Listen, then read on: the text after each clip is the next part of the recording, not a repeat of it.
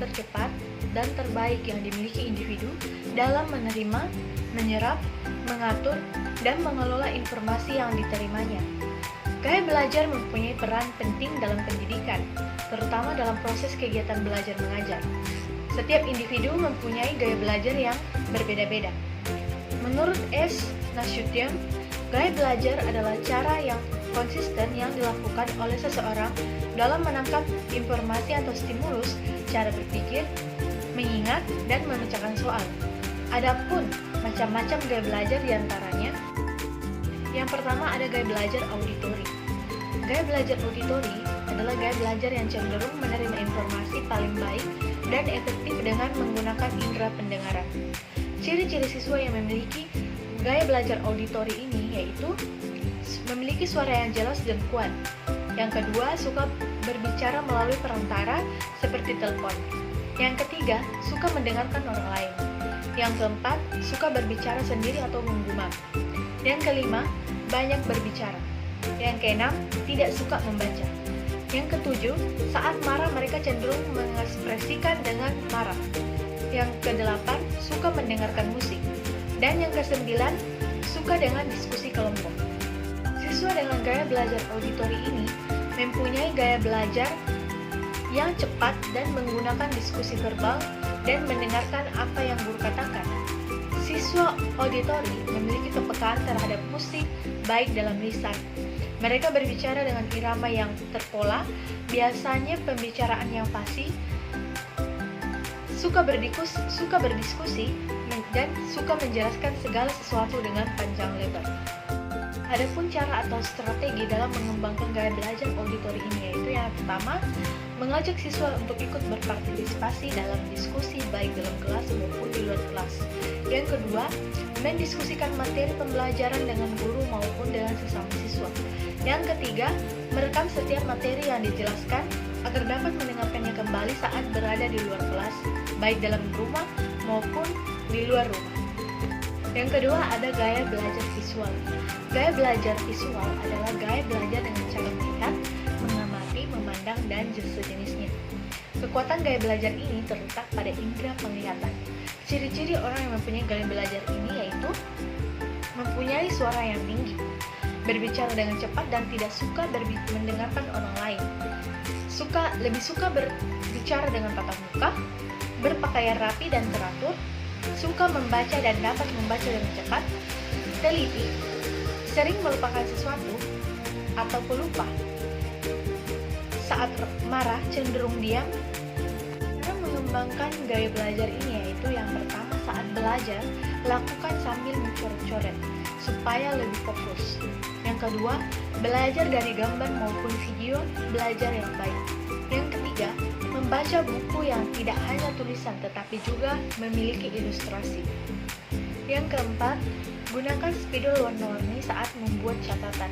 Yang kelima, membuat mind mapping untuk memudahkan belajar. Yang ketiga, ada gaya belajar kinestetik. Gaya belajar kinestetik merupakan gaya belajar dengan cara bergerak, bekerja, dan menyentuh, atau belajar dengan mengutamakan indera perasa dan gerak-gerik fisik. Orang dengan gaya belajar ini lebih mudah menangkap pelajaran apabila ia bergerak, meraba, atau mengambil tindakan. Ciri-ciri gaya belajar ini yaitu yang pertama, suaranya cenderung lebih berat. Yang kedua, sering menggunakan bahasa tubuh atau gerakan. Yang ketiga, suara atau berbicara dengan lembut atau lambat. Yang keempat, tidak bisa duduk dalam waktu yang lama. Yang kelima, saat belajar suka berjalan-jalan. Yang keenam, menyukai permainan, baik itu olahraga maupun kegiatan lain yang melibatkan fisik.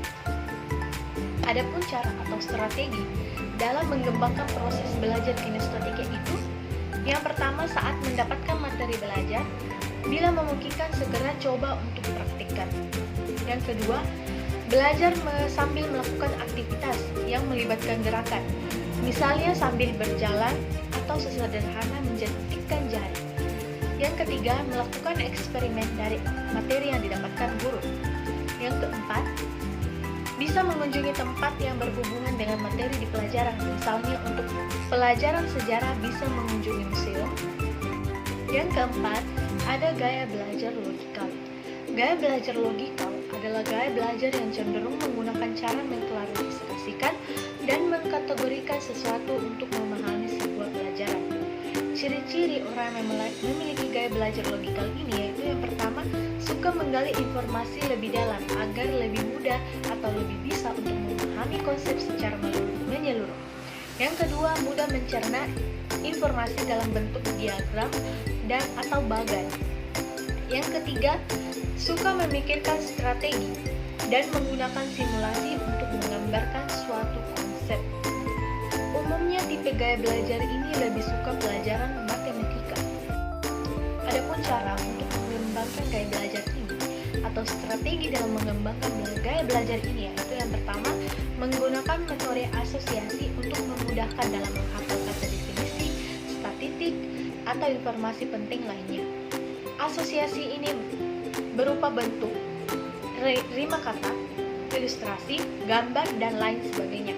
Yang kedua, agar lebih mudah dalam menghafal, pastikan untuk lebih paham terlebih dahulu latar belakang dan konsep yang sedang dipelajari. Yang ketiga, membuat diagram, gambar, atau outline untuk memudahkan dalam mengelola informasi.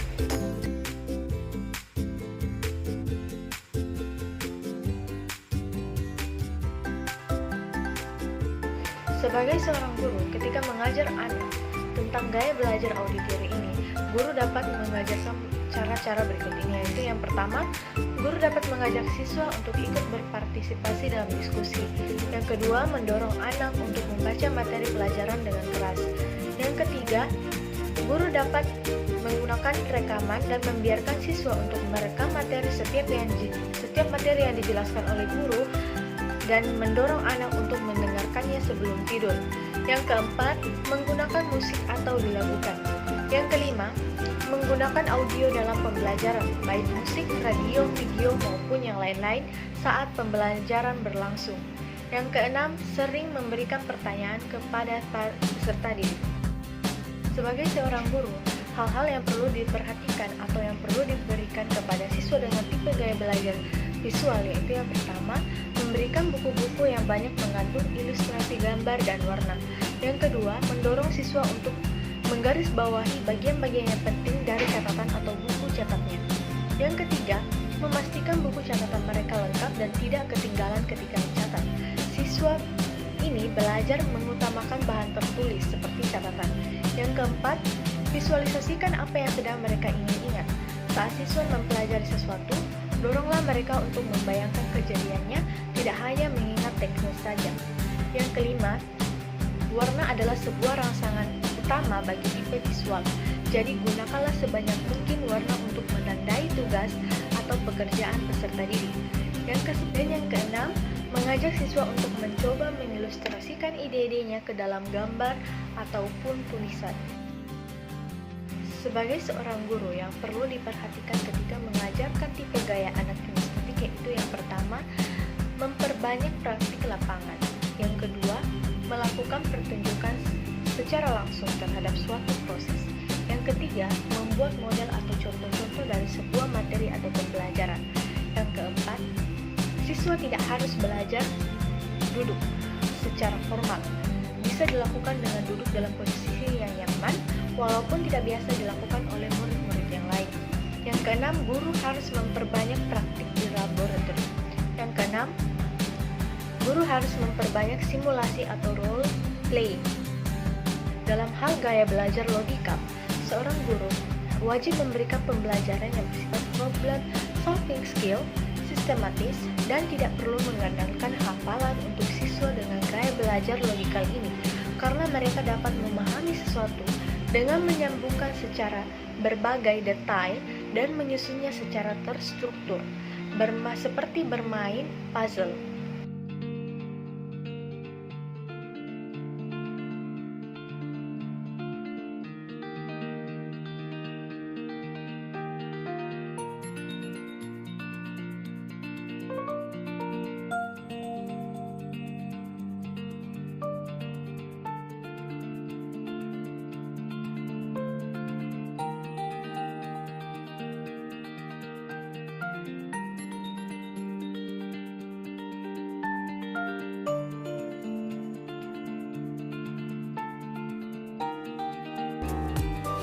Demikianlah materi yang dapat saya bawakan.